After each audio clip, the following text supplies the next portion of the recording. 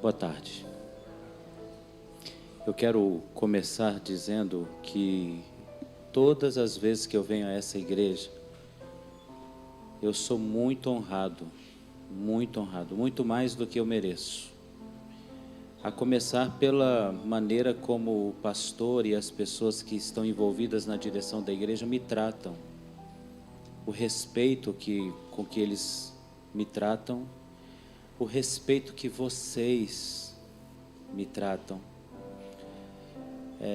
Então eu não poderia começar aqui hoje sem dizer muito obrigado a vocês por esse respeito. O pastor Leonardo é um homem de grande sabedoria. Vocês estão servidos de um grande servo do Senhor. Lembrando que todo grande servo do Senhor é pequeno diante do Senhor para ser grande. As pessoas que tentam se mostrar grandes diante dos homens se tornam pequenas diante do Senhor.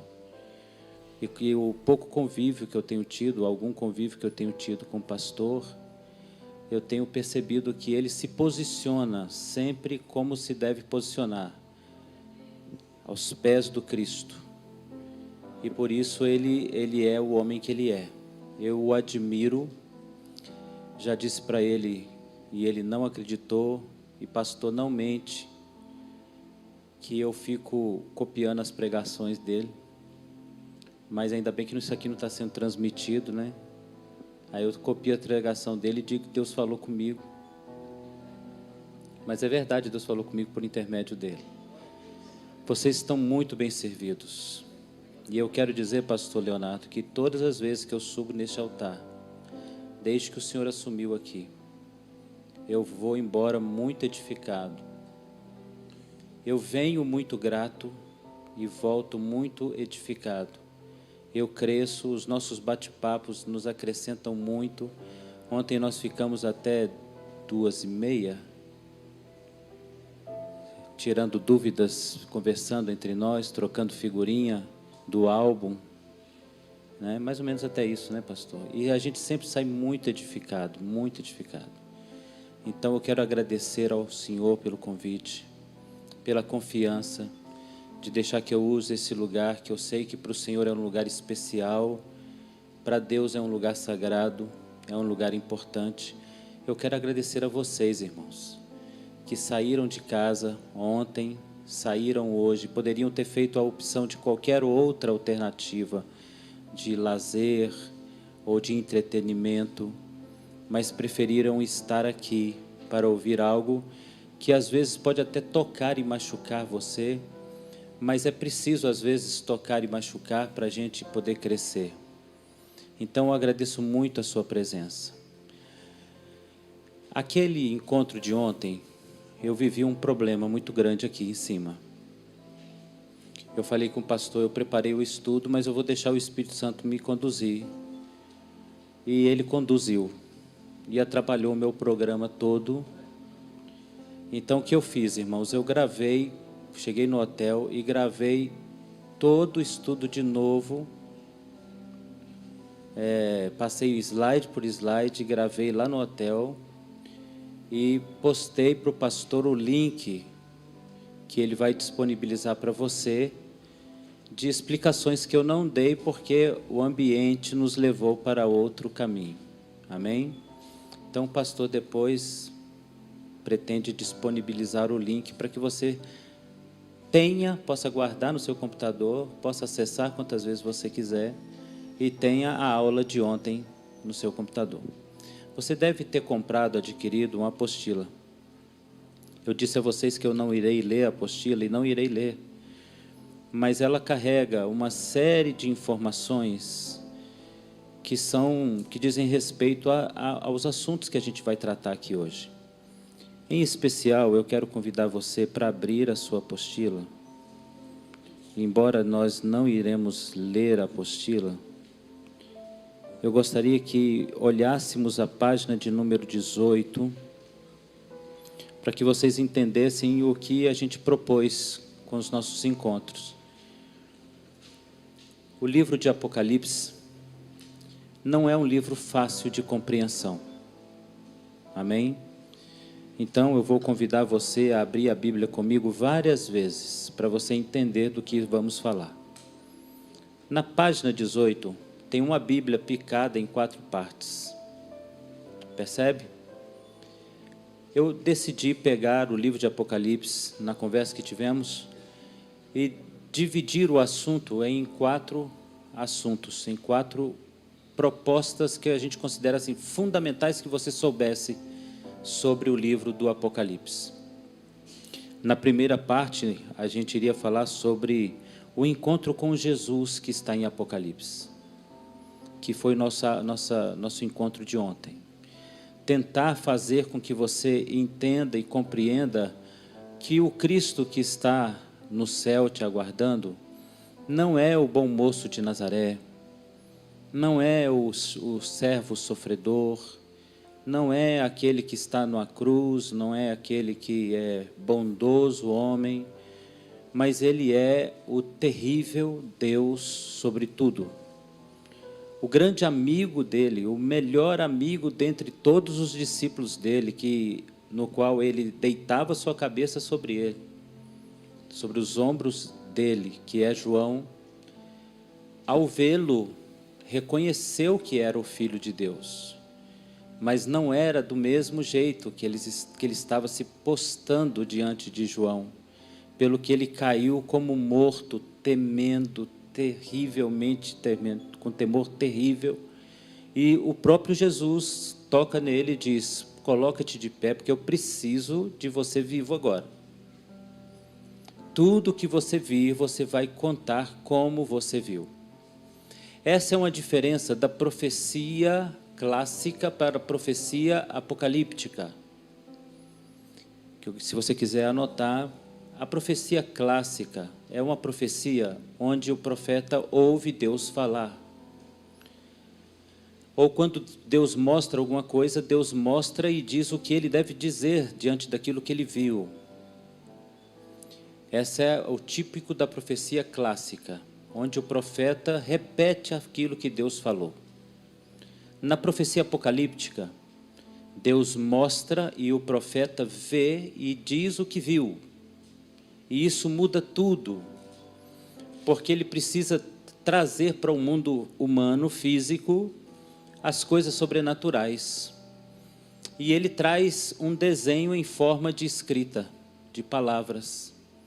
Logo, todas as vezes que olhamos para aquilo, nós estamos vendo um quadro desenhado em palavras e que podem caber diversas interpretações, porque imagens cabem muitas interpretações. Por isso, nós precisamos, vá comigo em Isaías, no capítulo de número 28.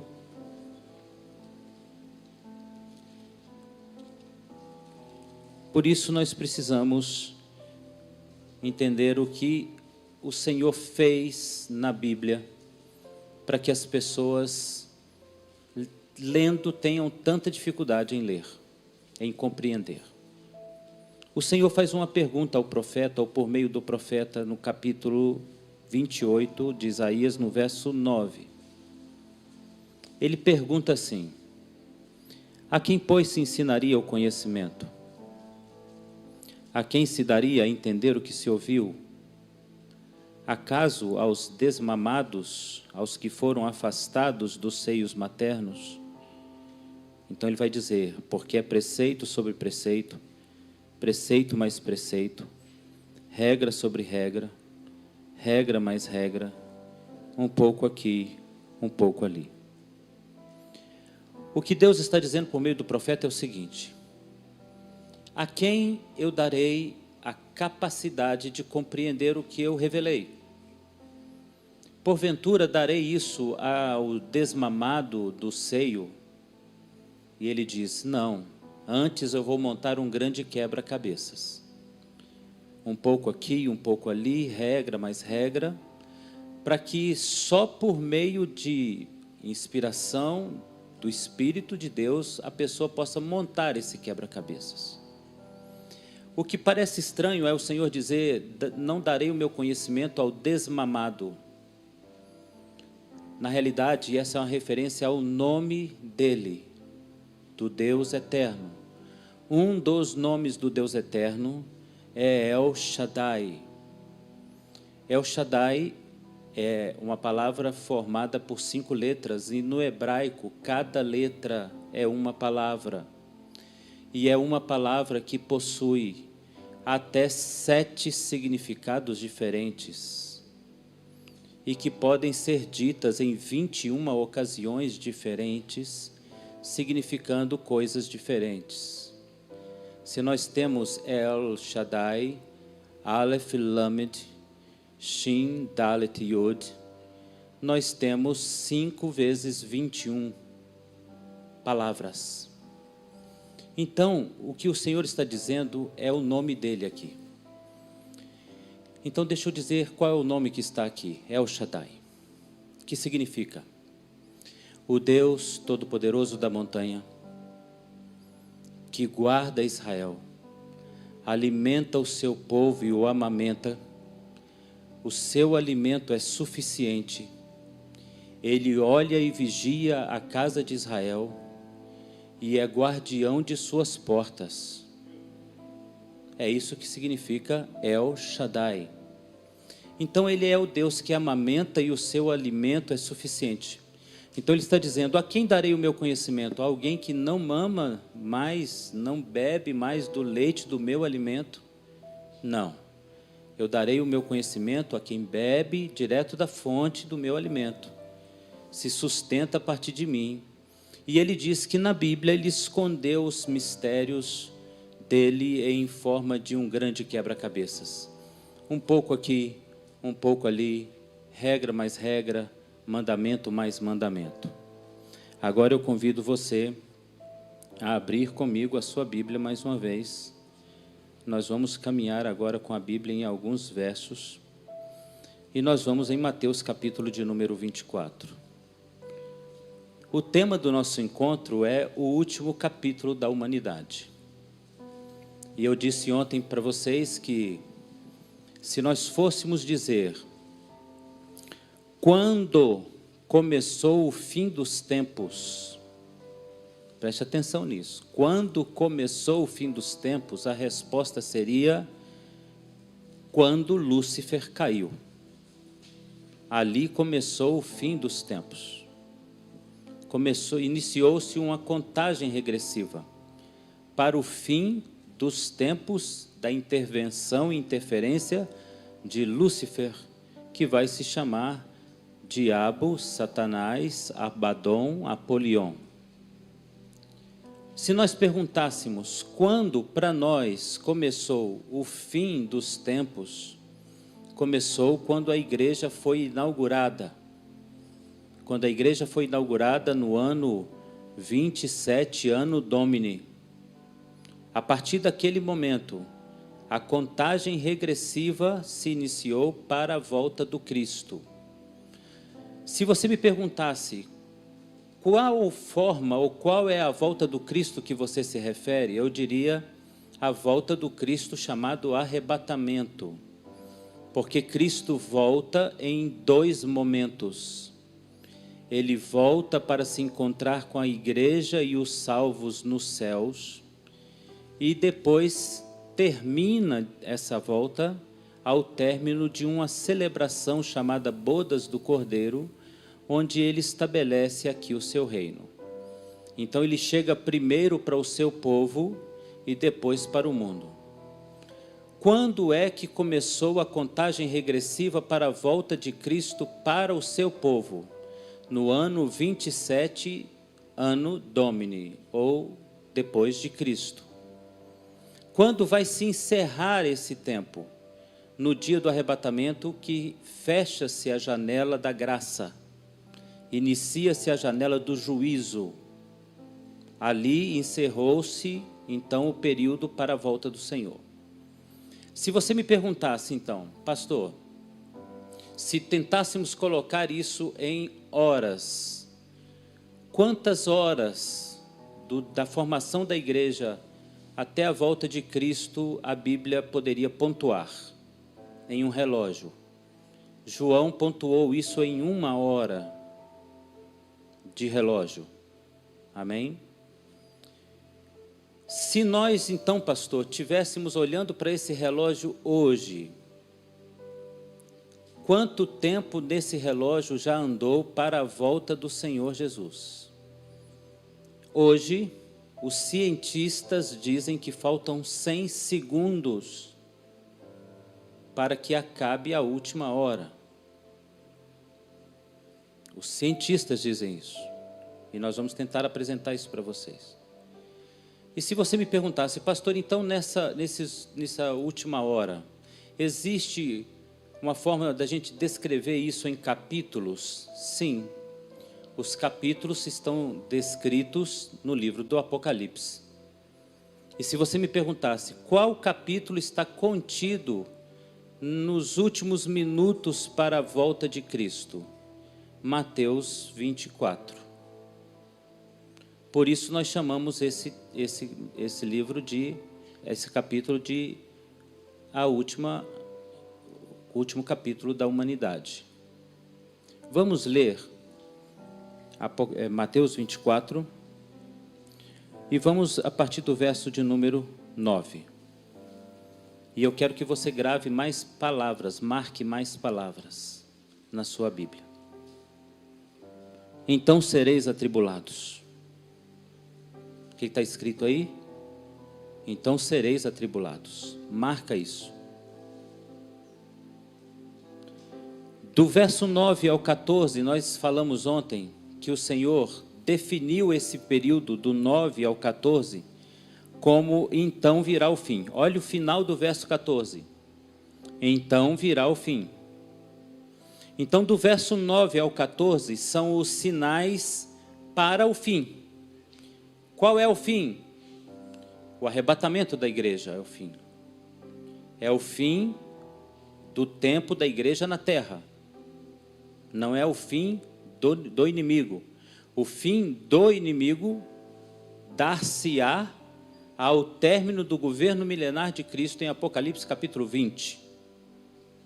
Aqui nós estamos falando do fim dos tempos da igreja na terra. Então, sereis atribulados. Amém? Agora você vai passar a folha, talvez passar a folha, e vai no verso 21.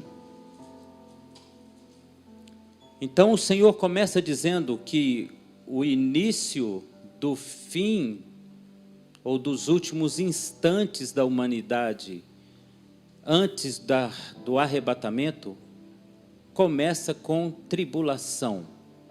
O verso 9 começa dizendo, vocês serão atribulados.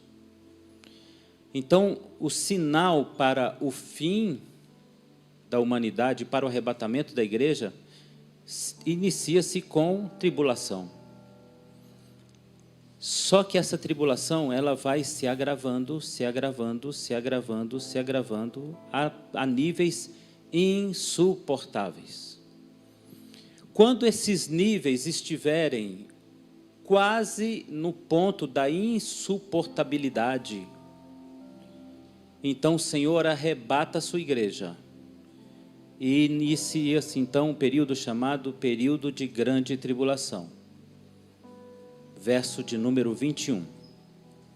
Nesse tempo haverá grande tribulação, como desde o princípio do mundo até agora não tem havido e nem haverá jamais.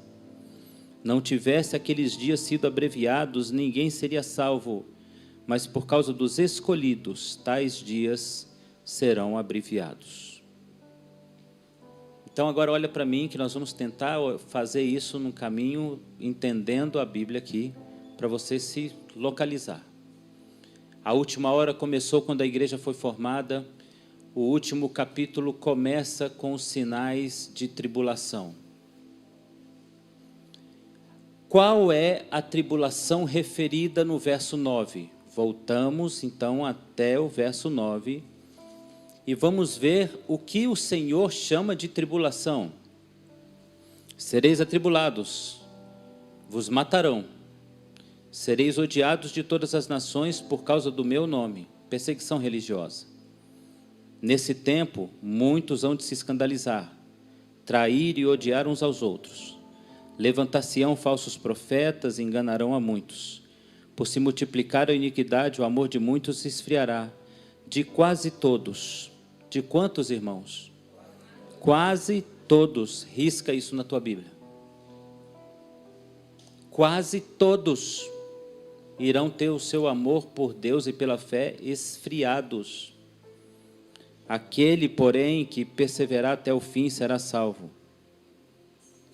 Então agora vamos traduzir o que Jesus disse.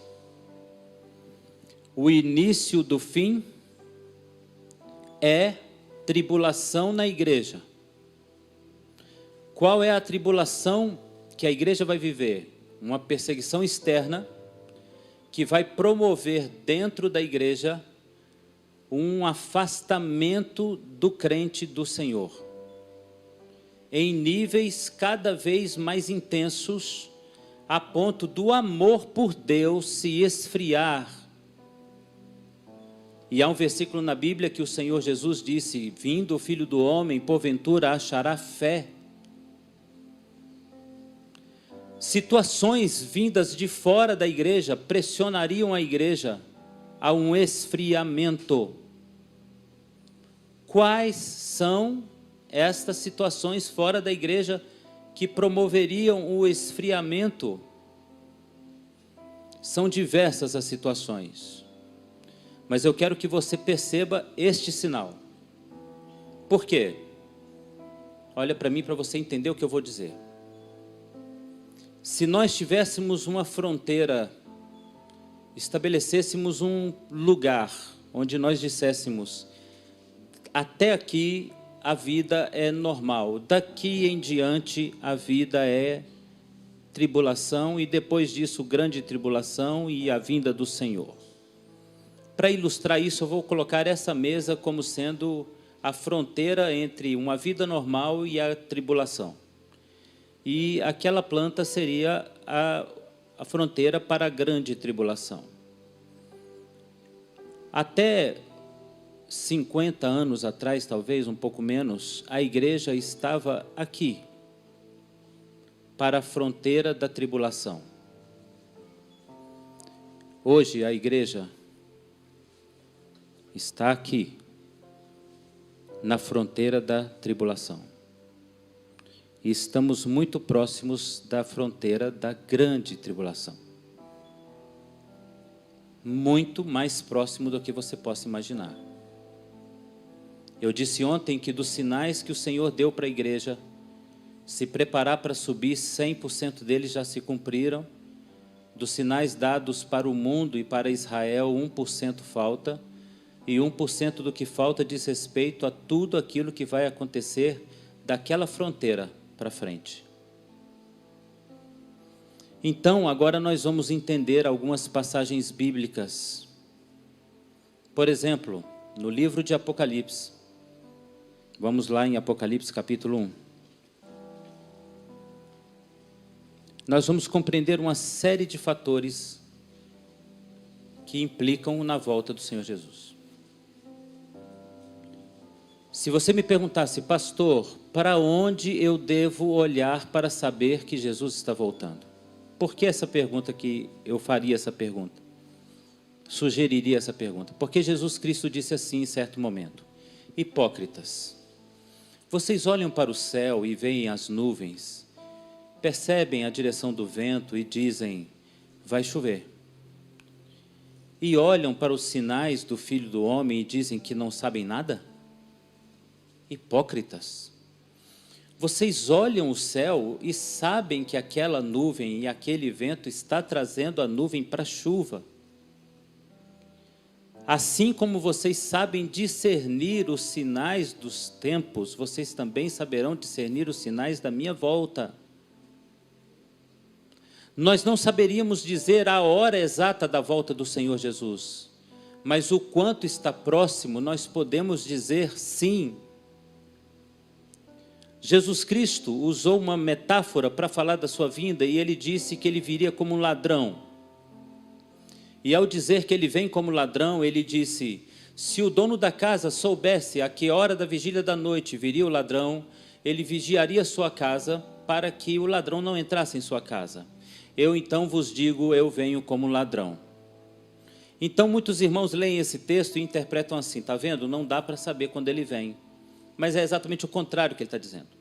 Ele está dizendo, se o ladrão avisasse a você que hora ele viria, você vigiaria. Eu estou vindo como ladrão, eu estou avisando a você. Então, o que ele está sugerindo a você? Vigie. Porque você vai poder perceber. Então, vamos supor que o ladrão diga a você, vou na sua casa hoje. Não sei que hora, mas vou. Então, você fica de guarda. E todo som que ocorrer estranho ao natural da noite ou do dia, você liga para a polícia, o ladrão entrou na minha casa.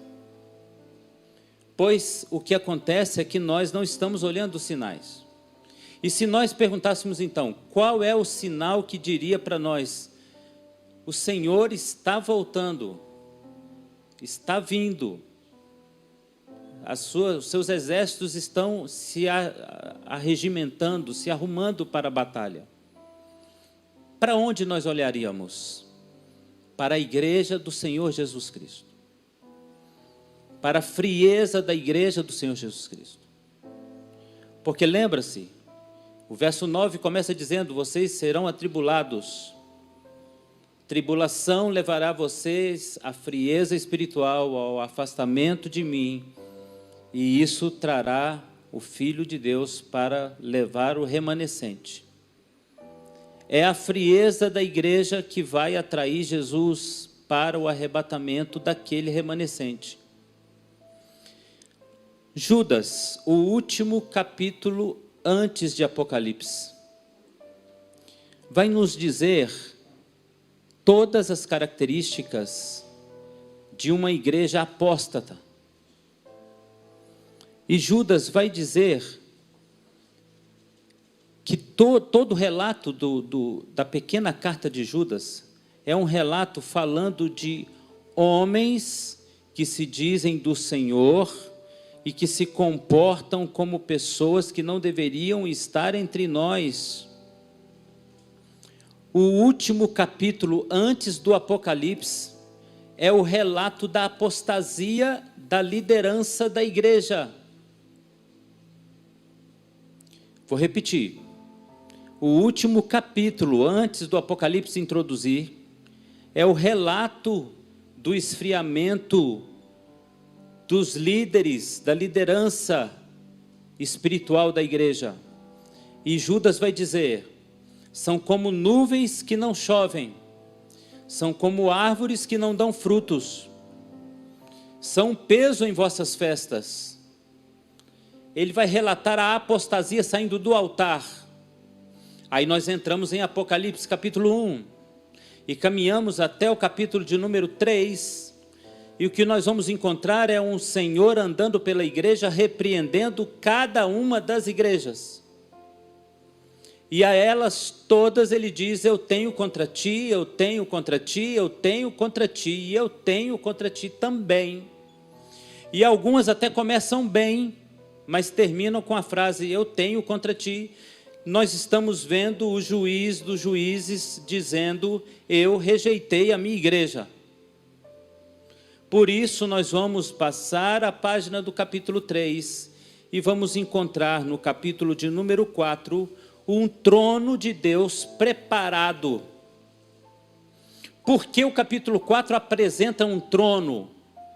O capítulo 4 apresenta um trono porque todas as vezes que o rei está no trono é para julgamento. Então o rei se assentava no trono para estabelecer julgamento. E no capítulo 4 então é visto um trono e há um relato de um lamento porque há um julgamento, a sentença do julgamento está na mão do rei. O rei já decretou a sentença do julgamento, mas veja, ele já decretou a sentença do julgamento, mas por razão de uma investigação à igreja. O livro que vai ser aberto é a sentença dada ao mundo por culpa da igreja, ou por observação de uma igreja que se esfriou e se afastou. O céu chora porque não há ninguém digno de abrir aquele livro e ler a sentença que virá sobre o mundo.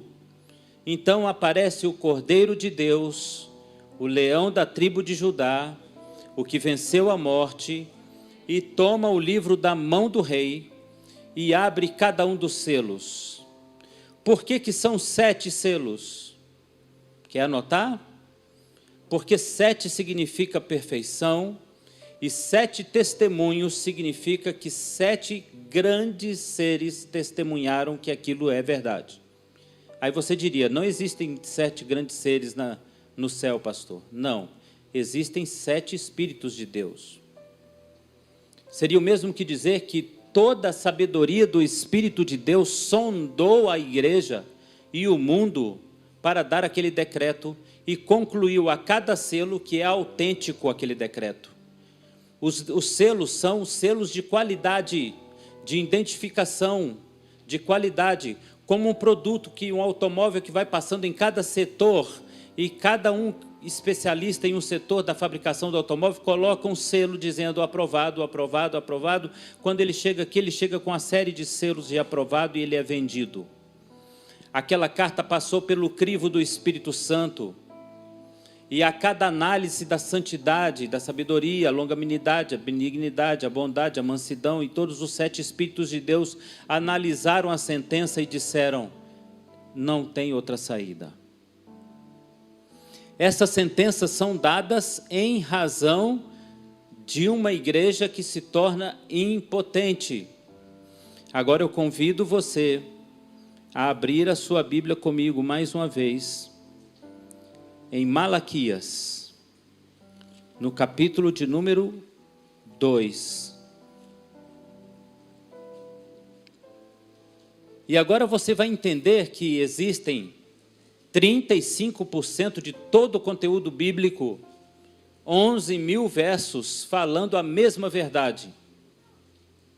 O que nós estamos falando aqui é embasado em 11.000 versos da Bíblia. Agora, em Malaquias 2, o Senhor vai dizer como Ele está vendo o sacerdote. A pergunta que eu faço é, quem é o sacerdote? No Velho Testamento, o sacerdote é um personagem escolhido, eleito da descendência de Levi para o ofício de culto. Mas no Novo Testamento, isso se tornou uma responsabilidade de todos nós. Logo, ao ler isso aqui à luz de Cristo, nós estamos falando de nós. Agora, ó sacerdotes, para vós é este mandamento. Se não ouvirdes e não propuserdes no vosso coração dar honra ao meu nome, diz o Senhor dos Exércitos, enviarei sobre vós maldição e amaldiçoarei as vossas bênçãos. Amaldiçoarei as vossas bênçãos. Amaldiçoarei as vossas bênçãos. Você sabe o que Deus está dizendo?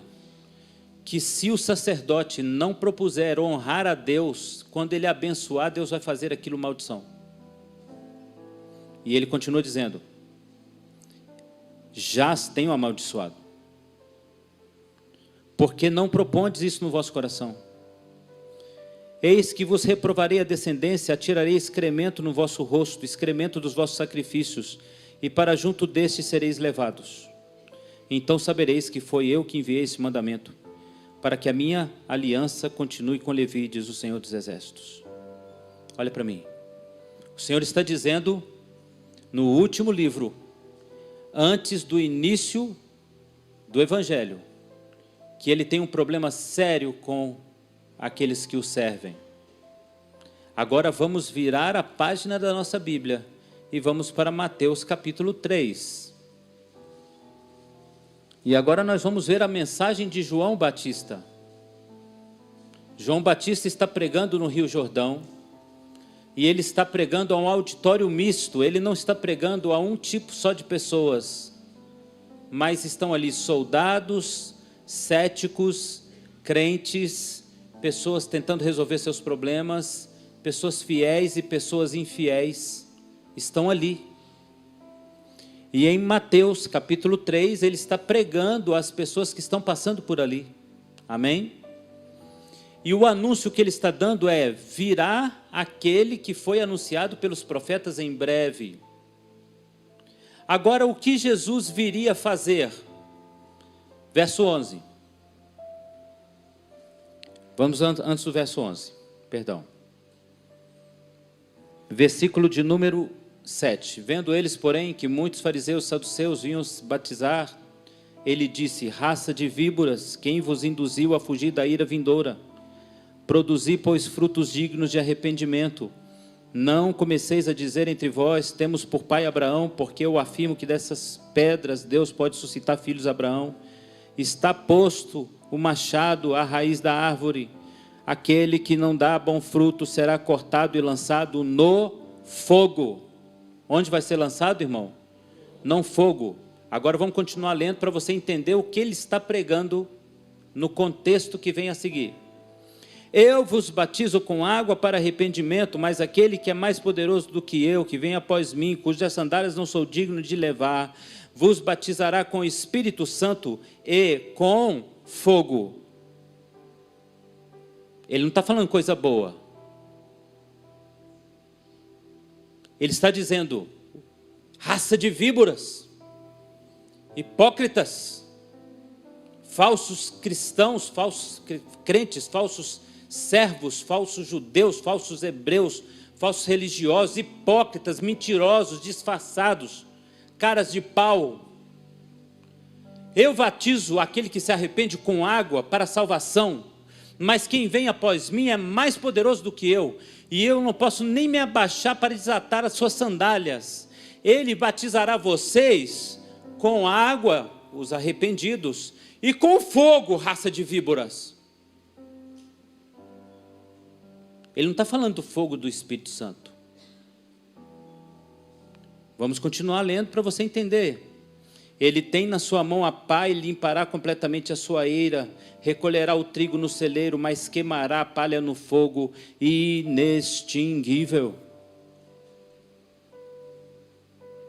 Agora vamos em Atos dos Apóstolos, no capítulo de número 1, no verso de número 8, porque a promessa dele está se cumprindo para os cristãos em Atos capítulo 1, no versículo de número 8. Isso tudo tem a ver com a nossa aula de hoje, tá, irmãos? Amém? E espero que vocês estejam entendendo que Deus está muito bravo com a igreja. E é por isso que ele vem julgar o mundo. A igreja é a mão que segura a ira de Deus. A igreja é a oração que apazigua o coração irado de Deus contra o pecado. Nós costumamos pregar algumas coisas, alguns jargões que são mentira. Como, por exemplo, Deus ama o pecador. Mentira! Deus não ama o pecador. E nem ama o pecado. Ele morreu para que todo aquele que está em pecado se arrependa, e aquele que se arrepender achará vida eterna, mas aquele que não se arrepende já será lançado no inferno. Se Deus amasse o pecador, ele não teria criado o inferno. Mas isso é um jargão da igreja. Não é um texto bíblico. Atos capítulo 1, no verso 8, o Senhor confirma a promessa de João, quando ele diz a seguinte frase: recebereis poder ao descer sobre vós o Espírito Santo e ser-me-eis testemunhas. Recebereis poder ao descer sobre vós e ser-me-eis testemunhas. Vamos no verso 5. João batizou com água, vocês serão batizados com o Espírito Santo não muito depois desses dias. Cadê o fogo? Aqui ele está falando com seus apóstolos remidos, arrependidos, lavados, confessos, entregues em suas vidas ao Senhor, a Ele. Então não tem fogo. Como profetizou João, vocês serão batizados com o Espírito Santo não muito depois desses dias. Recebereis poder ao descer sobre vós o Espírito Santo. Cadê o fogo? O fogo não está aqui. Porque o fogo está em Lucas, no capítulo de número 42. Capítulo 12, perdão. Lucas 12, 49. Vocês pensam que eu vim lançar fogo sobre a terra? E bem quisera que já tivesse a arder. Tenho, porém, um batismo com o qual hei de ser batizado, o qual me angustio. Vamos ler um pouquinho antes. Vamos ler um pouquinho antes. Verso 48. Aquele, porém, que não souber a vontade do seu Senhor e faz as coisas dignas de reprovação, levará poucos açoites, mas aquele a quem muito foi dado, muito será exigido. Versículo 49, vim lançar fogo sobre a terra, e bem quisera que já estivesse a arder. Tenho, porém, um batismo com o qual hei de ser batizado, o qual me angustio. Supondes, verso 51, que vim trazer paz à terra? Não, eu vos afirmo, antes dissensão. Daqui em diante estarão divididos 5 em uma casa, 3 contra 2 e 2 contra 3. O Senhor veio acender o fogo, e Ele está dizendo: vocês acham que eu vim acender o fogo? Pois ele já está aceso. Vamos no capítulo da misericórdia de Isaías, capítulo 53, que é o que nós amamos, que fala da misericórdia de Deus, trazendo Jesus Cristo. Eu espero que vocês entendam que todo juízo que cai sobre a terra, cai porque o céu não está sendo mais bloqueado pelas orações do povo de Deus. À medida que o tempo passa, a igreja esfria o seu poder e sua autoridade. E à medida que ele esfria o seu poder e sua autoridade, ela não consegue reter o fogo do Senhor que desce. A ira do Senhor que vem trazer vingança. Inclusive é uma coisa que nós temos que falar com Deus com muito cuidado, quando a gente fala: Senhor, manda fogo.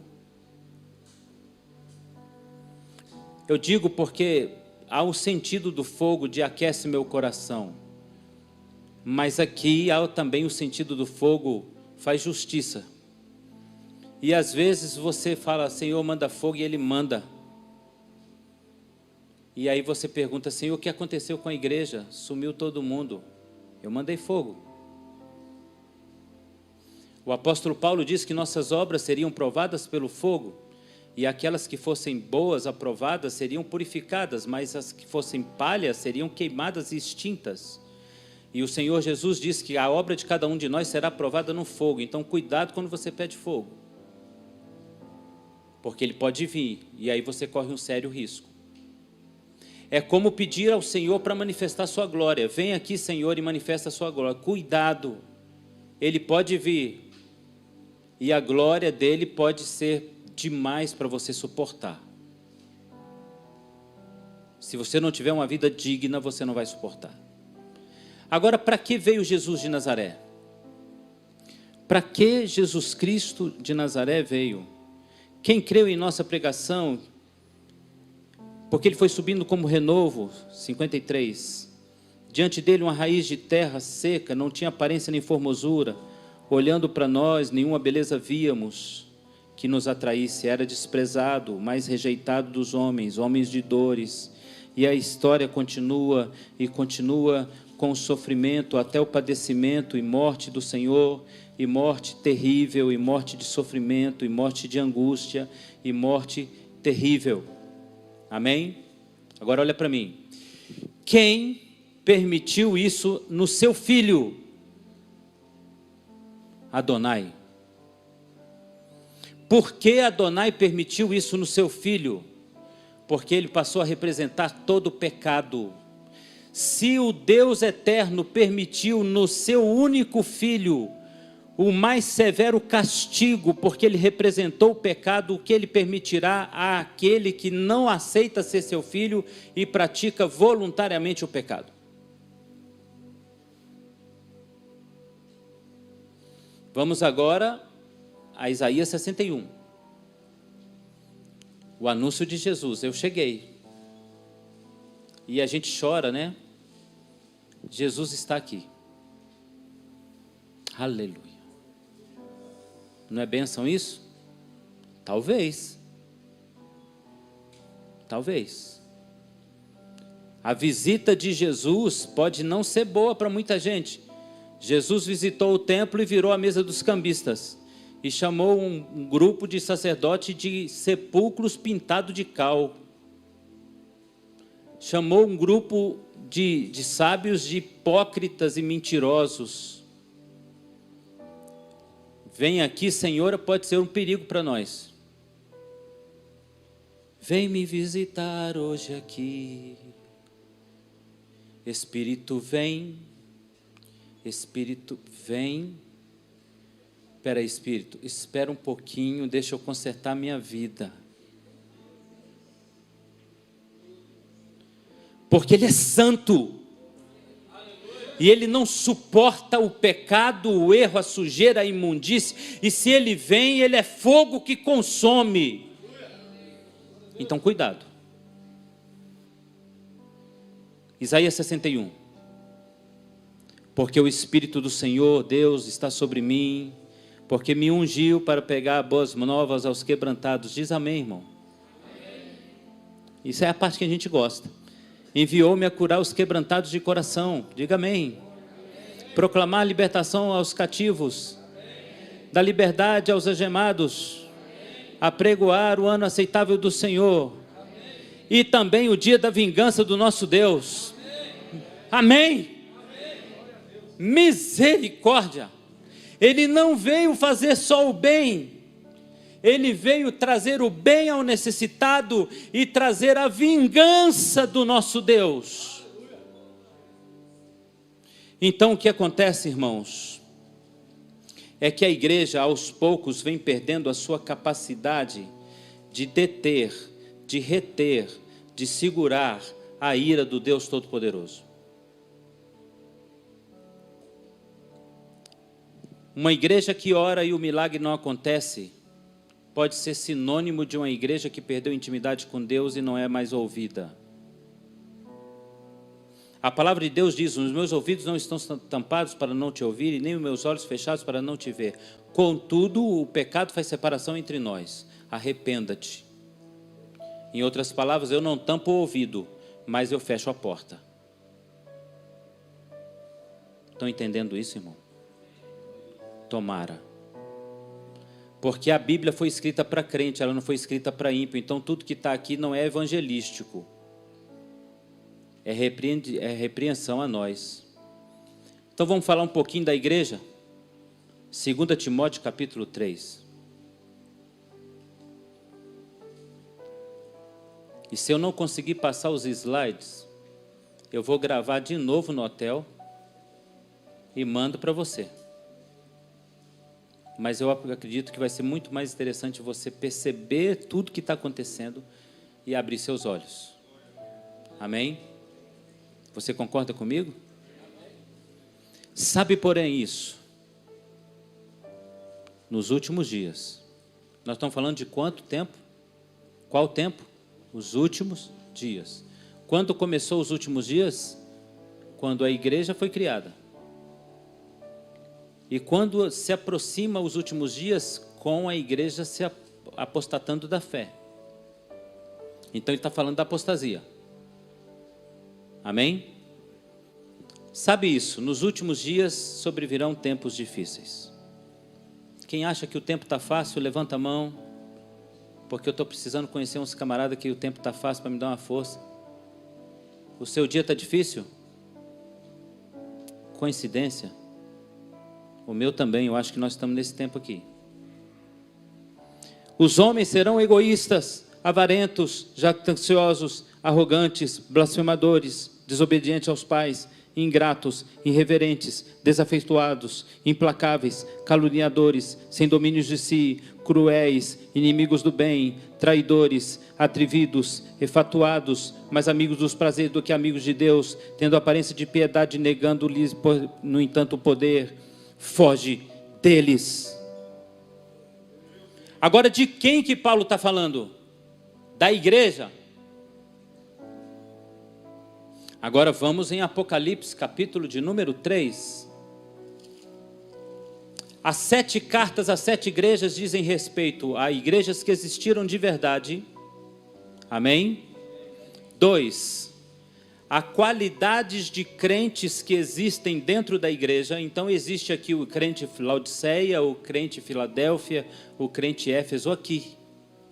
São características do crente. E por fim, são fases da igreja. A última fase da igreja, Apocalipse capítulo de número 3, no verso de número 14.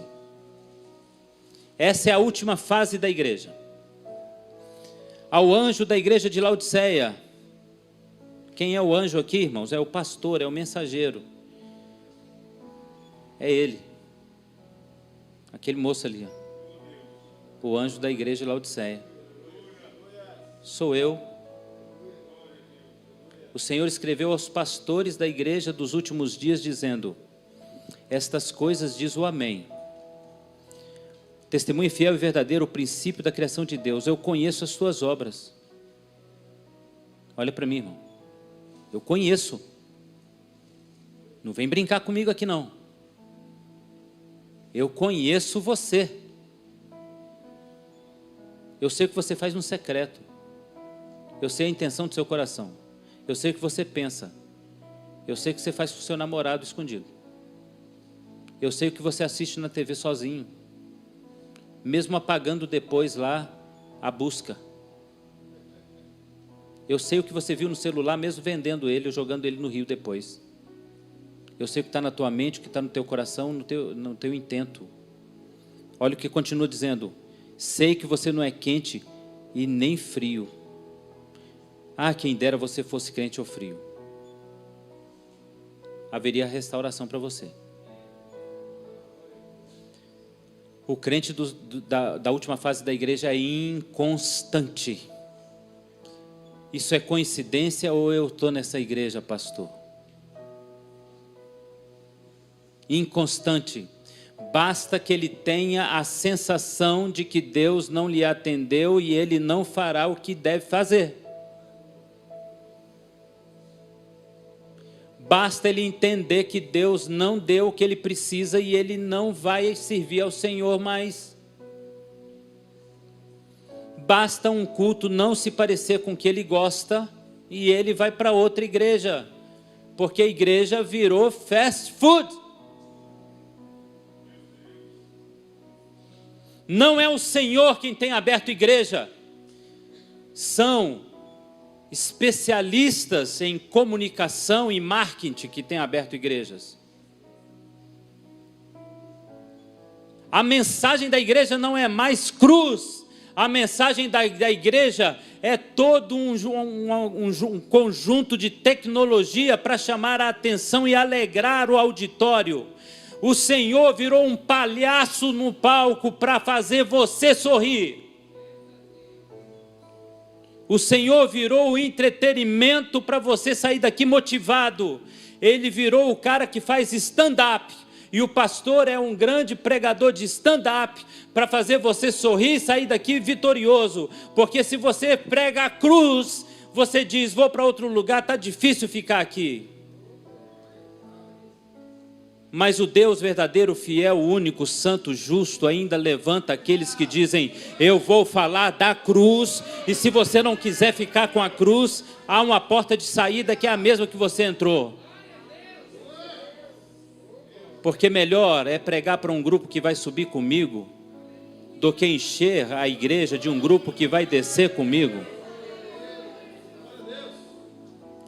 Eu conheço as tuas obras, porque você não é morno, não é quente nem frio, eu estou a ponto de te vomitar. E você diz, eu estou rico, estou abastado, não tenho falta de coisa alguma. Eu digo para você, você é um infeliz, um miserável, um pobre. Você está cego, você está nu. Eu estou vendo tua vergonha. Eu estou vendo a tua vergonha, igreja. Você está nua diante de mim, nem roupa tem. Quanto mais uma roupa branca. Você está cega.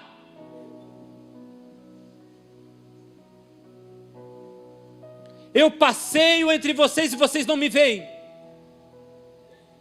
Eu sento e toco no irmão do lado e você não me sente.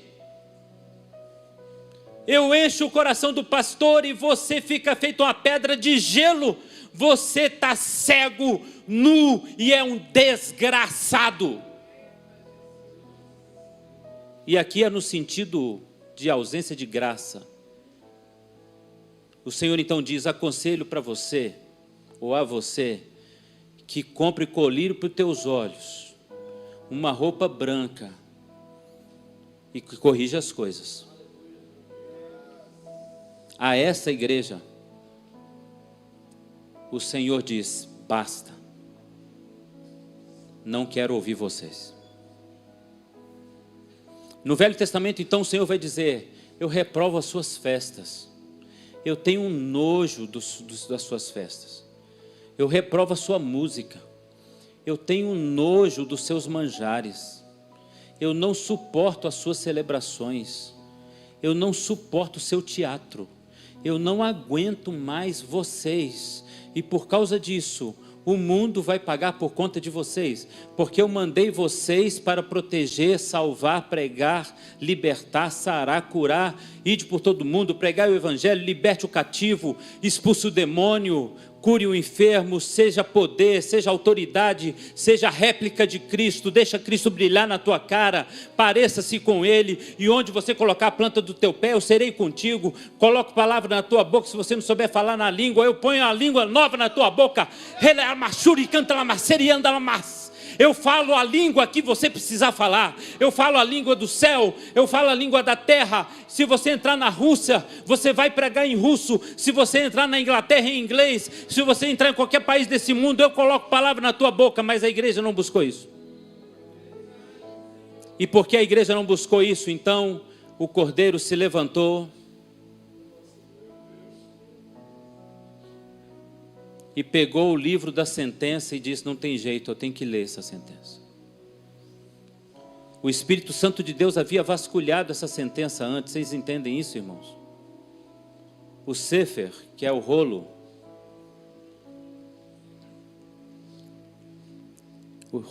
esse rolo se chama Sefer. Ali havia a sentença de toda a humanidade, guardada. Ela está guardada por quê? Porque existe uma igreja orando.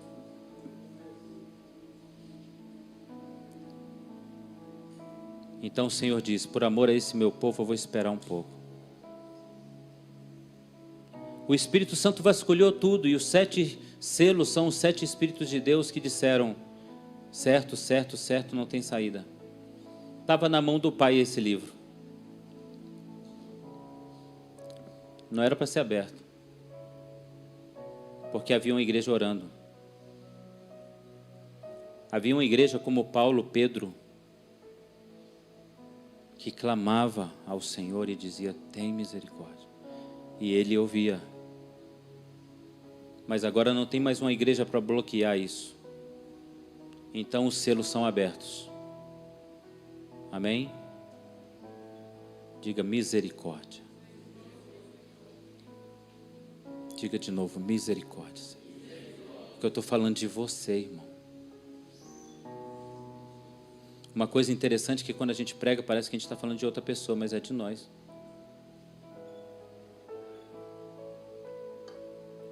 A igreja de Cristo, vou usar aqui só como uma metáfora, tá, pastor? Porque na minha igreja é da mesma forma. Ganhou bancos confortáveis e perdeu o trono.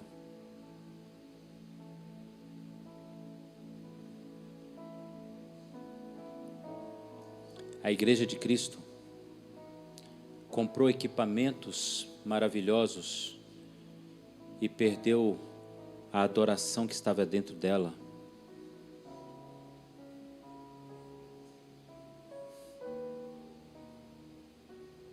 A igreja de Cristo ganhou salões luxuosos, mas ela era muito melhor quando ela não tinha onde recostar a cabeça e se reunia em túmulos. Eu até acho que o lugar da igreja era dentro dos túmulos, ressuscitando pessoas. Os selos então começam a ser abertos e os 4 primeiros selos trazem 4 cavaleiros.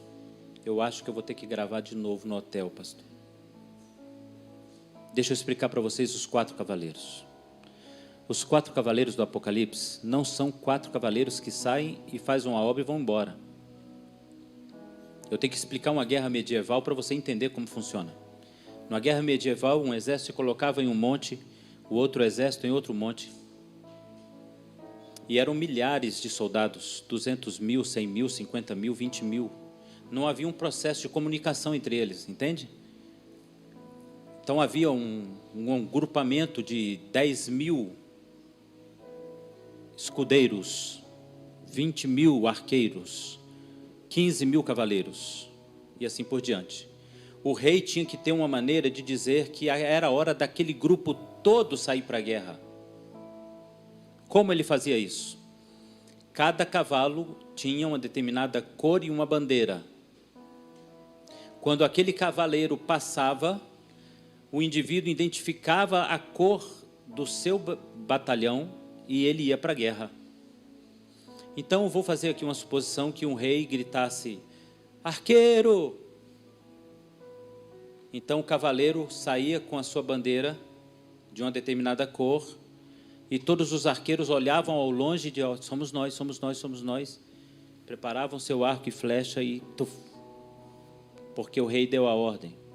Daí vem o termo Adonai é a nossa bandeira. Quando ele passa, é ordem de guerra. Amém? Logo, quando cada cavaleiro daquele foi liberado com ele milhões e milhões e milhares de seres fazendo aquilo que eles vieram fazer. O primeiro cavaleiro é a igreja. E ele sai para uma guerra. E sai vencendo para vencer, traz uma coroa na sua cabeça. Por isso nós sabemos que ele é a igreja. A igreja saiu para a guerra. A igreja sai para a peleja, com milhares e milhares de outros que se identificam com o branco, que é a mesma cor do cavaleiro, chamado Rei dos Reis, Senhor dos Senhores, que tem escrito na sua coxa Rei dos Reis, Senhor dos Senhores, e aparece mais à frente com suas vestes manchadas de sangue. Então milhares e milhares de pessoas e seguidores desse Senhor, ao verem o cavaleiro passando, dizem: é minha hora de guerrear. Então o primeiro cavaleiro a ser liberado foi a igreja. E a guerra começou. No ano 27, ano Domini, até os dias de hoje, a igreja tem sido perseguida e morta, porque estamos em guerra. O segundo cavaleiro é liberado e vem então a guerra. Mas não sai um cavaleiro, mas milhões e milhões de milhares promovendo guerras e guerras e guerras e guerras até o dia de hoje.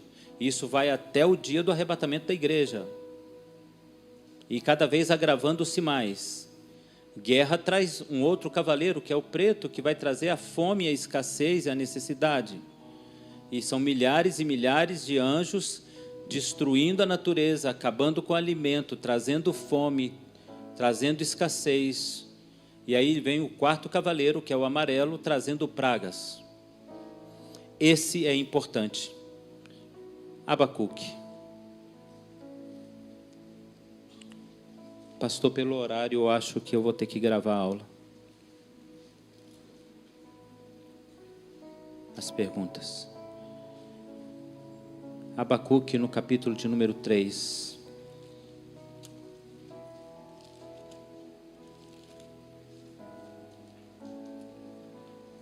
Oh, Deus, tem misericórdia. Eu vou mandar para vocês a aula gravada. Eu passo a noite hoje gravando e mando para vocês. Tá bom?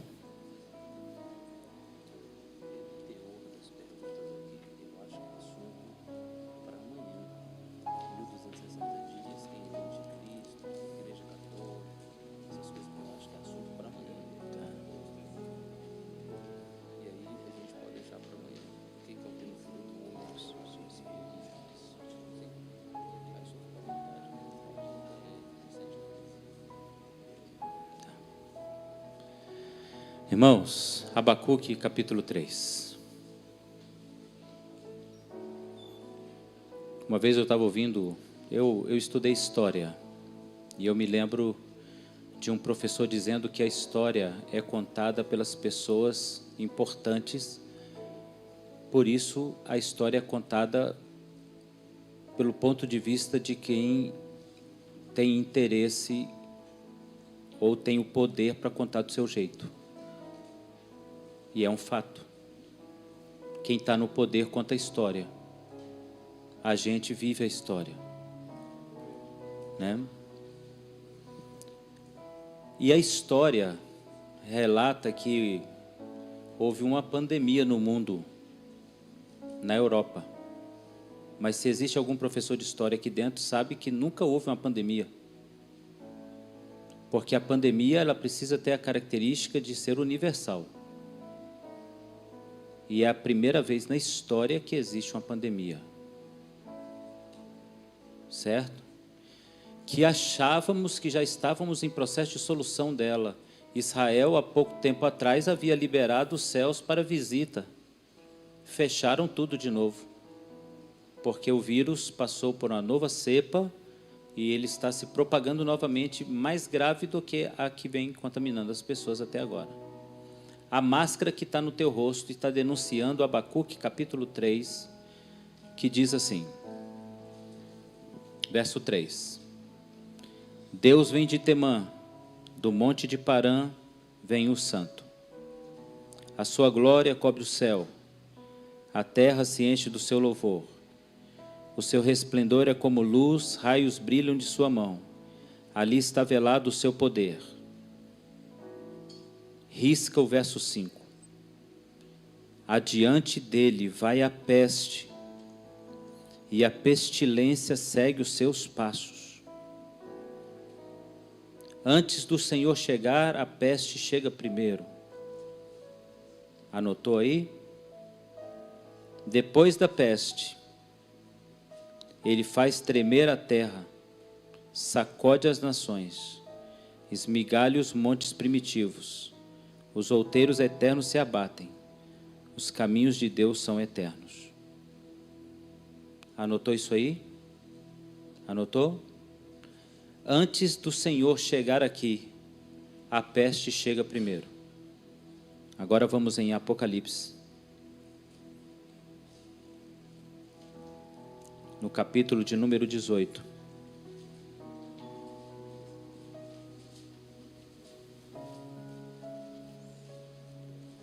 Apocalipse capítulo 18 vai dizer o que vai acontecer para a queda da Babilônia, do governo do anticristo. E curiosamente, o que derruba o governo do anticristo é uma peste. Vamos ler então? Depois dessas coisas, vi descer um outro anjo que tinha grande autoridade sobre a terra sobre a terra, e a terra se iluminou com a sua glória.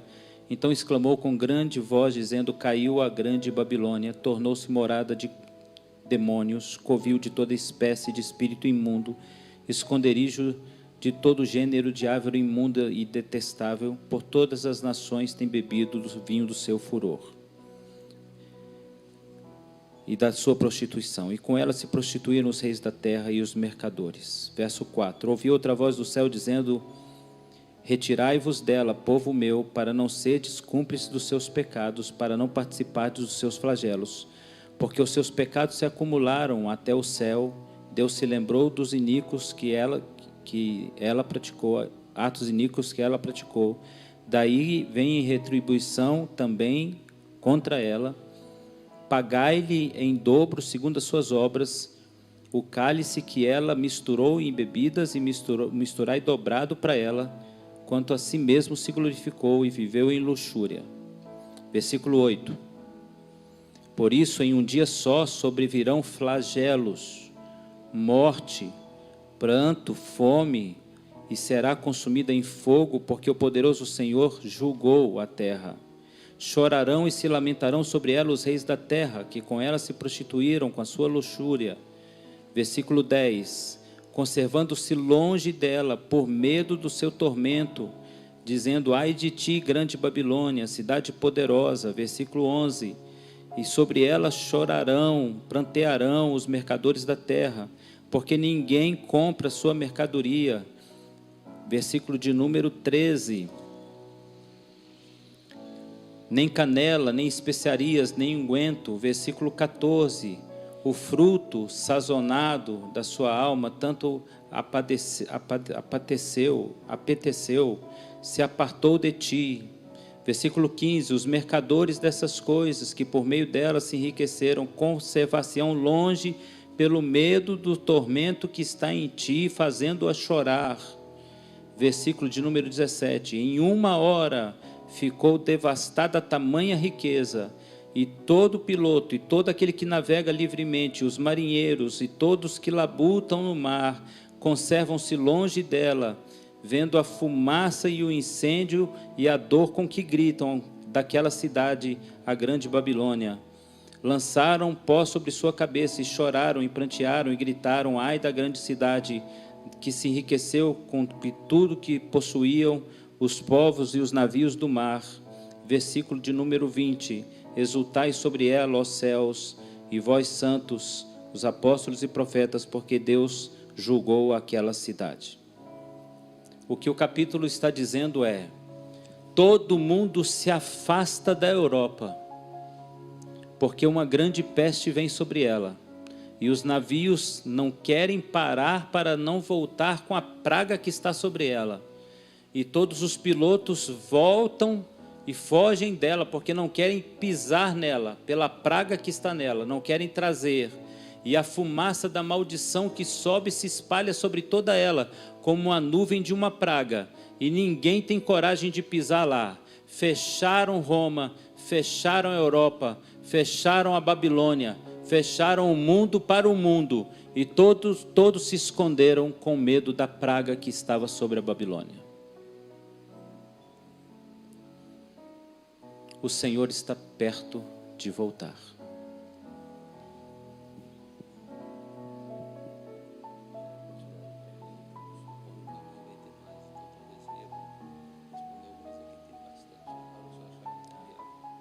Então tá bom. Vocês entenderam até aqui? Então esse seria o nosso primeiro slide. Eu vou andar só rapidinho aqui para a gente passar para perguntas. Os cavaleiros então são referentes aos 4 primeiros selos. Amém? Depois são abertos outros 3 selos, trazendo outras maldições e visitações do Senhor. O que eu quero que vocês entendam agora é: os selos são julgamentos de Deus, sentenças de Deus. As trombetas são novas sentenças de Deus. E as taças, novas sentenças de Deus.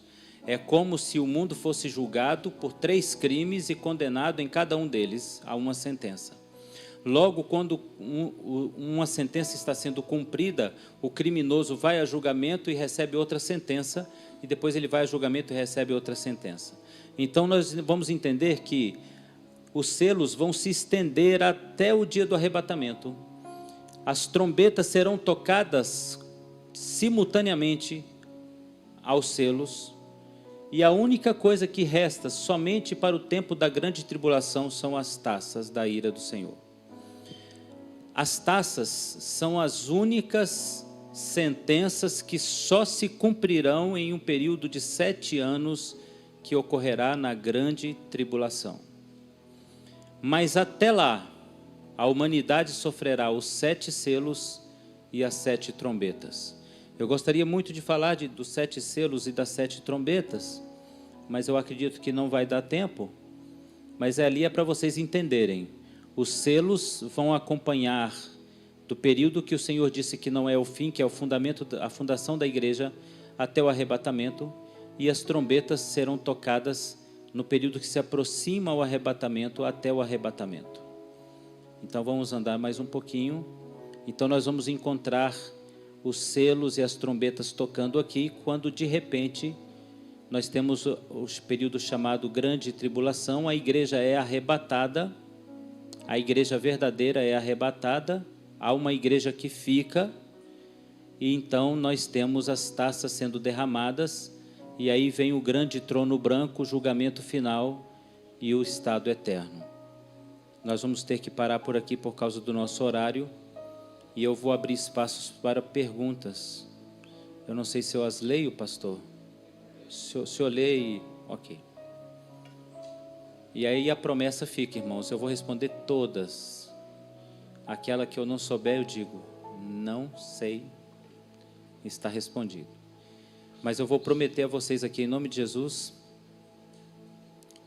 eu vou estar chegando no hotel e vou gravar slide por slide para que você tenha acesso aos slides que foram projetados aqui.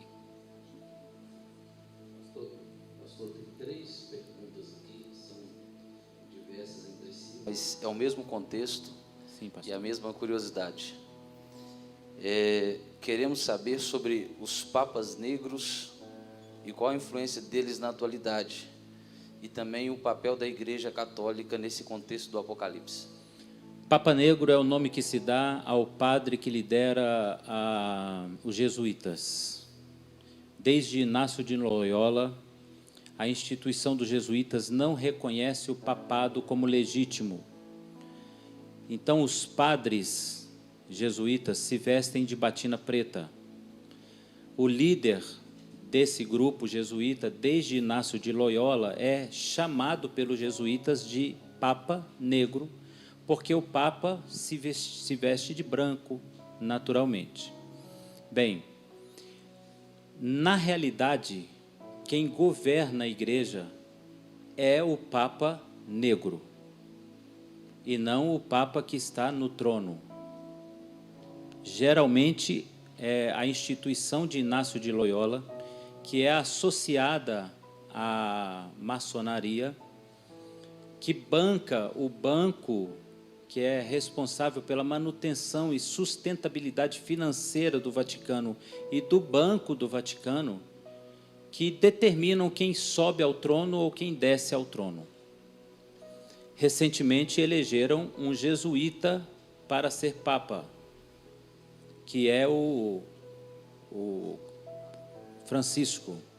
Estou tentando lembrar o nome italiano dele, o nome argentino, Bergoglio. Eles elegeram o Bergoglio e ele é um jesuíta. Como todo jesuíta rejeita a figura papal como sendo legítima, e isso desde uma busca da reforma protestante, mesmo antes de 1517, já havia uma luta pela reforma da igreja, e os jesuítas faziam parte dessa reforma, dessa luta. Desde a criação dos jesuítas, eles negam o Papa como sendo o líder legítimo da igreja. Então, desde então, o líder dos jesuítas é o Papa, o padre que lidera os jesuítas. Quando Francisco assumiu o poder como jesuíta, ele negou-se a vestir todas as honrarias do Papa. Mandou trocar o trono suntuoso por um mais simples, as suas vestes cheias de riqueza por vestes mais simples. Negou-se a usar o sapato vermelho e manteve o seu sapato preto. Trocou a cruz, que era uma cruz cheia de pedras preciosas, por uma cruz mais simples. E passou a pregar a humildade. As pessoas interpretaram isso como: que homem humilde. Ao término da sua determinação de que ele não queria a pompa do papado, porque ele nunca reconheceu o papado como legítimo, ele, que não era o líder dos jesuítas, atravessou a praça de São Pedro, entrou dentro do prédio dos jesuítas, e naquela época Adolfo Nicolás era o Papa Negro. Ele se ajoelhou diante de Adolfo Nicolás e entregou o anel papal a ele. Isso foi filmado e fotografado. Não é a humildade de Francisco, é o reconhecimento jesuíta de que quem para o jesuíta é realmente o Papa é o líder dos jesuítas. Por isso ele é chamado de Papa Negro. Bem, Adolfo Nicolás morreu e hoje quem está na liderança é um chileno. Eu não me recordo o nome dele agora. E é ele quem dá as diretrizes a Francisco do que fazer, do que não fazer, como não fazer. Amém? Qual que é o papel da Igreja Católica no Apocalipse? O papel da Igreja Católica é: a Igreja Católica é a instituição que receberá da besta o poder para governar sobre o mundo sob a autoridade do anticristo, que se chama Pontífice Aureum Perpetuum Aureoculum, ou naturalmente conhecido Papa. O Vaticano, Apocalipse capítulo 17, está localizado sobre 7 montes, e a Bíblia diz que a instituição que receberá o poder da besta para governar sobre o mundo é uma cidade que está assentada sobre 7 montes. A Enciclopédia Católica diz o seguinte: nos orgulhamos de ser no mundo a única cidade septicolins, ou seja, a única cidade edificada sobre 7 colinas. Então, o papel do Vaticano é entronizar o substituto de Cristo. O nome Papa não significa pai, é um acrônimo, PAPA, P de Pontífice, A de Aureum, P de Perpetuum, A de Aureoculum, ponte eterna entre Deus e homem. Mas se fosse chamado pai, há um texto na Bíblia que diz: a ninguém na terra chamarei vosso pai, a não ser o Senhor vosso Deus que está no céu, porque só o Senhor no céu é pai espiritual de vocês. Se fosse Papa, o pai, mas não é. Mas também ele é chamado de Vicarius Filii Dei, que significa substituto do Filho de Deus. O que significa que eles negaram a palavra de Jesus que disse: eu vou para o Pai, mas vos enviarei outro Consolador em meu lugar, o Espírito Santo, que vos guiará a toda a verdade. Jesus disse que o Espírito Santo viria em seu lugar. A igreja disse que o Papa é o seu substituto. Outro nome e título do Papa é Pontifex, que significa ponte, ligação. E então ele recebeu esse título, que era o título do imperador romano. Ele era uma ponte de ligação entre todos os reinos conquistados por Roma. Bem, o Papa, ele é ponte e Jesus é o caminho. Há alguma coisa errada nisso, né? Em 1950, o Papa, então presente, me esqueci o nome dele agora, ele declarou a infabilidade papal e que o Papa nunca erra. E ele mandou escrever a sua encíclica papal, determinando que ele é o Filho de Deus encarnado. E ele escreveu na sua encíclica em 1950, quando eles declararam que Nossa Senhora foi para o céu. Eles escreveram que o Papa, eu sou o caminho e a verdade e a vida. A Igreja Católica é a instituição que vai colocar em evidência o anticristo. Quem será a besta, o falso profeta e a prostituta? A prostituta é a igreja que traiu o Senhor e tem filhas, que é a Igreja Católica e todas as que seguem os seus desígnios de adultério com outros deuses, não necessariamente deuses ídolos, mas deuses também do coração. Existem ídolos que são feitos por mão de homens, mas existem ídolos que são feitos no coração. Idolatrar um pastor ou idolatrar um determinado crente ou profeta é idolatria também, é idolatria do coração.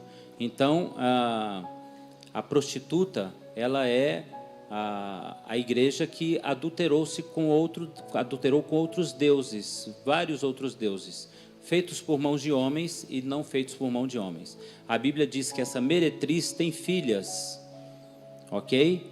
A Igreja Católica Apostólica Romana não é a única igreja idólatra no mundo. Ela tem 15 filhas, que são chamadas de igrejas ortodoxas. Mas elas são, no total, hoje, 32 igrejas diferentes, católicas. Mas nem o católico sabe disso, às vezes. Nem o próprio católico sabe dessa informação. Mas eu acrescentaria a essas igrejas as novas igrejas evangélicas que estão se prostituindo com deuses humanos, adorando homens, líderes, pastores, pregadores, cantores, artistas, e fazendo da igreja não um culto, um show.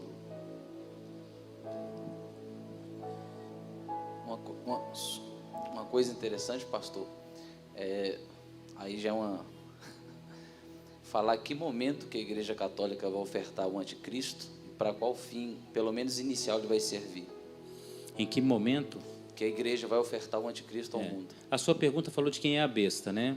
A besta e o falso profeta ainda. A besta é uma referência a uma mistura de poderes que transforma um determinado poder em um poder muito estranho.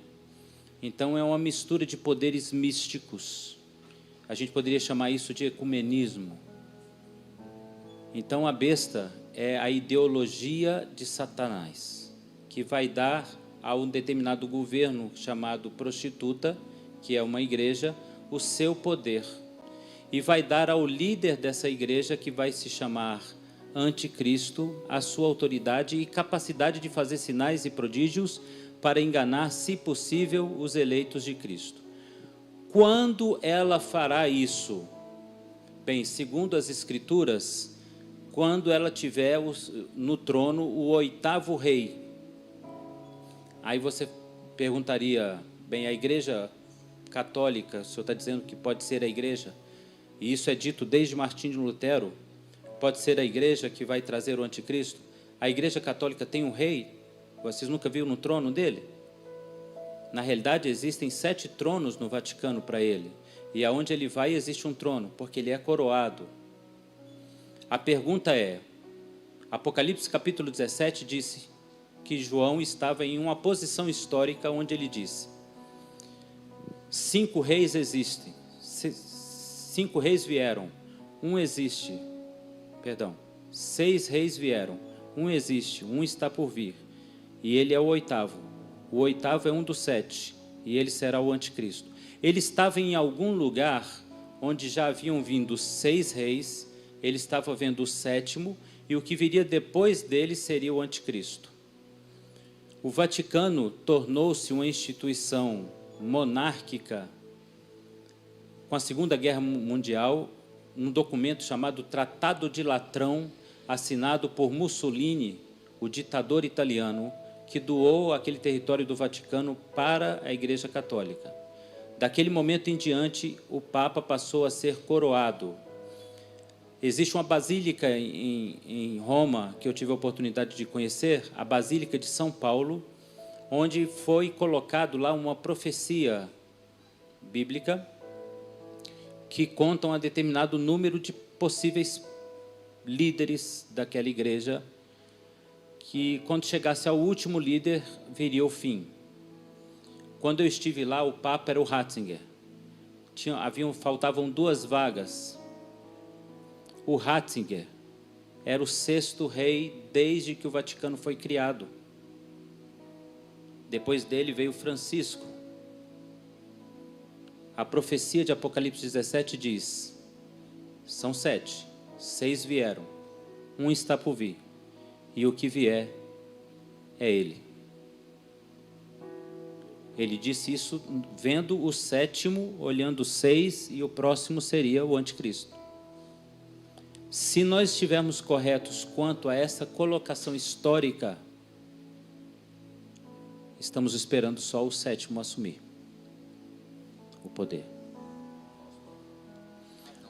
O falso profeta é um indivíduo que vai surgir de Israel, e a gente vai explicar isso amanhã. Temos 3 candidatos fortes hoje lá. Tá bom? Quem quiser se candidatar, converse comigo depois que a gente manda. Tem, amanhã eu vou trazer nome, foto, imagem. Irmãos, são 5:07. Nós vamos tentar esticar ao máximo. Eu vou tentar levar até 7:20, porque às 7:30 começa o move. Então, assim que o pastor encerrar com oração, gostaria que rapidamente a gente descesse para os jovens chegar para o próximo culto. Quero saber sobre os 1260 dias. Amanhã. Quando subirmos no arrebatamento, enquanto acontece a grande tribulação, o que faremos nesse tempo lá? Muita coisa boa. Está no último encontro, que é o triunfo. Quais são os sinais claros para compreender as divinas revelações? Não entendi bem a pergunta. Quem fez poderia formular melhor para eu compreender. Quando Jesus vier, eu acho que isso é da última aula, a nova Jerusalém descerá do céu. Este acontecimento é diferente um do outro? Não, o acontecimento é o mesmo. O Senhor vem com a nova Jerusalém, e a nova Jerusalém são os remidos que descem com ele para governar com ele por 1000 anos. E se estabelece sobre a atual Jerusalém, e ela tem 10 vezes o tamanho da atual Jerusalém. Amém? O que significa o termo filho do homem?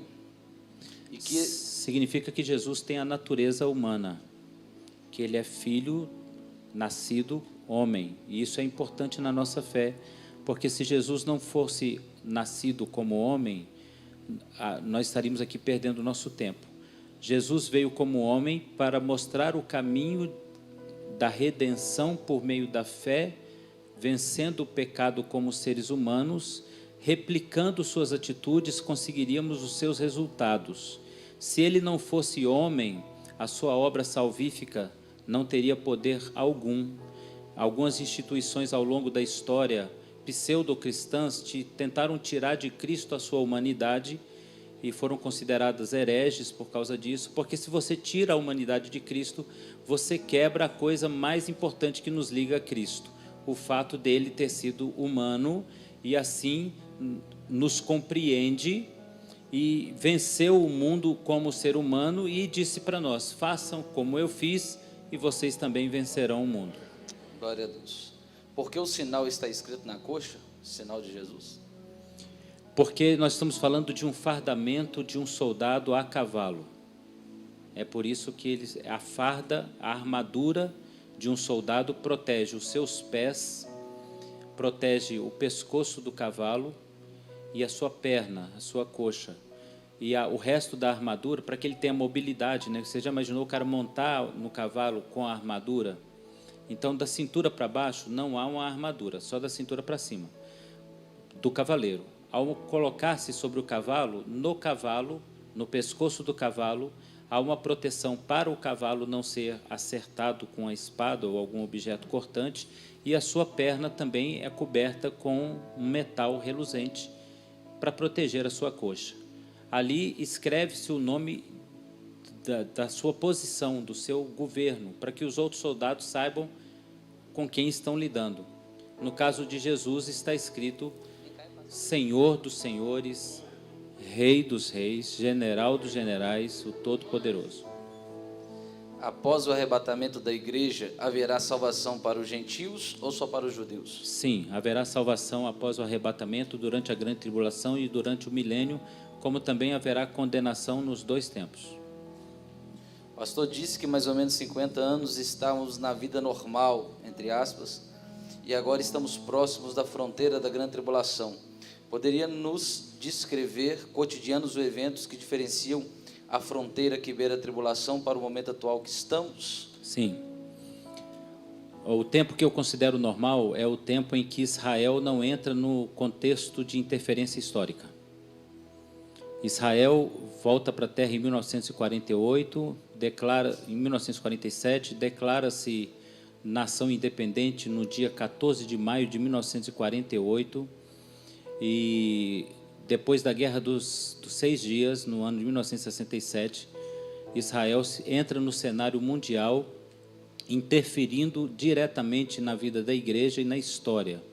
A partir de então, nós passamos a fronteira, porque Israel passa a ser um termômetro, juntamente com a igreja, para uma guerra chamada Guerra do Ciúme, que vai atrair o anticristo.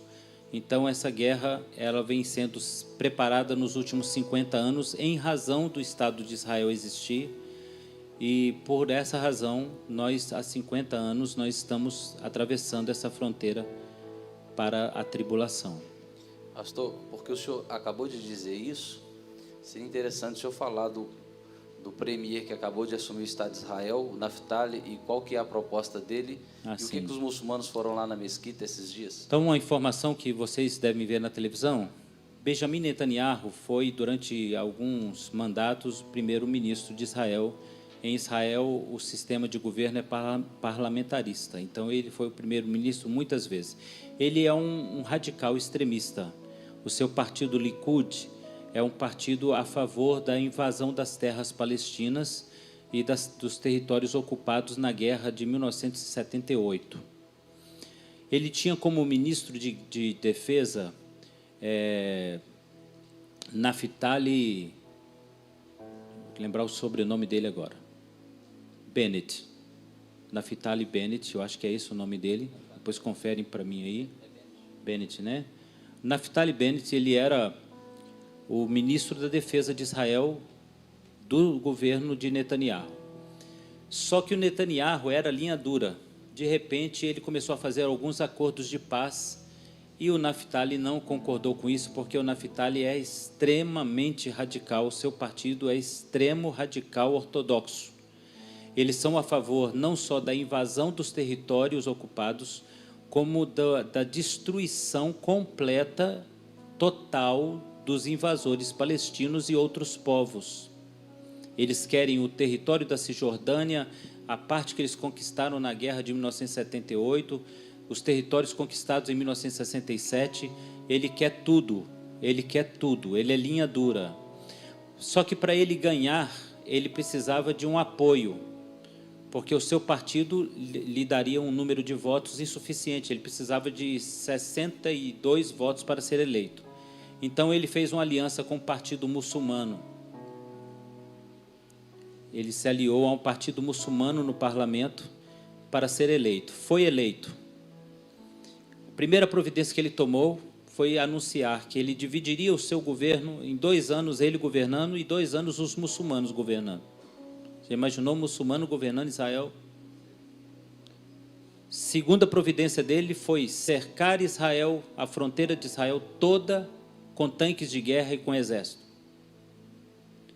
Terceiro, investiu uma parte do PIB, do Produto Interno Bruto, em armamentos para uma guerra. E agora, recentemente, ele tomou a 4ª providência. Ele chamou o cara que deu apoio a ele, botou ele no poder e disse: você não vai governar 2 não, você vai governar só 1, eu vou ficar 3. E aí eu estava contando para o pastor que o próximo ato dele vai se chamar o cara e dizer: você não vai governar nenhum, e se você quiser ficar comigo, bem, se você não quiser ficar comigo, eu tenho um destino para você. Na realidade, Naftali é um camarada de extremo radical, é um extremista radical, e ele é defendido por um grupo de rabinos que defende a ideia da destruição da mesquita de Omar e mesquita de Al-Aqsa. E agora, na pandemia, ele iria fazer isso. Eu estava contando para o pastor. Então, essa semana, 1 milhão de muçulmanos se dirigiram até Jerusalém e foram rezar na mesquita para pedir para ele não tocar na mesquita, porque ele está querendo aproveitar a pandemia e a impossibilidade dos países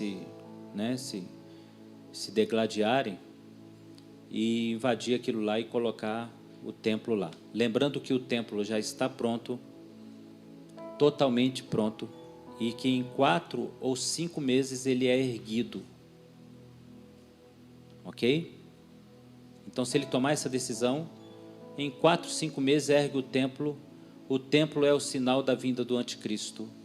E eu espero que nesse momento, você e eu estejamos descobrindo o que vai acontecer lá em cima. Porque nós estamos igual o Tiririca, né? Votem em mim que eu conto para vocês o que o deputado faz.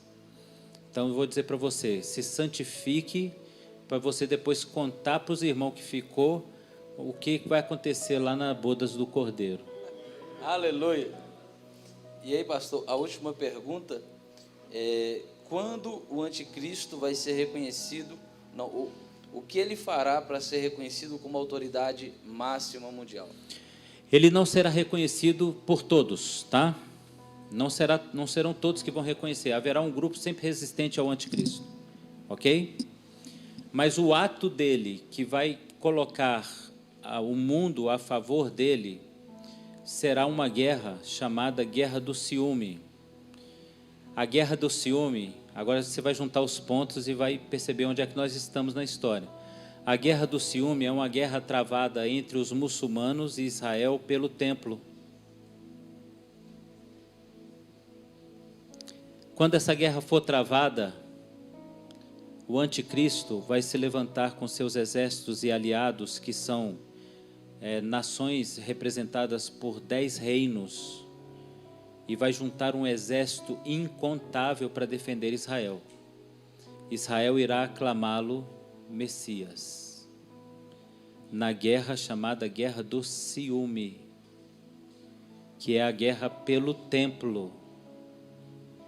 E eu acabei de contar para vocês agora que Naftali tem um plano para o templo.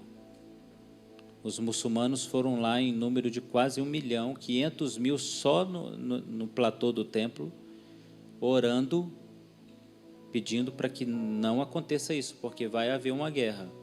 71 países muçulmanos viraram mísseis para Israel agora no mês passado. A Guerra do Ciúme promove o anticristo para Israel e para o mundo. E aí começa os últimos 7 anos para o Senhor ser visto descendo na nuvem com poder e grande glória. Amém? Pastor.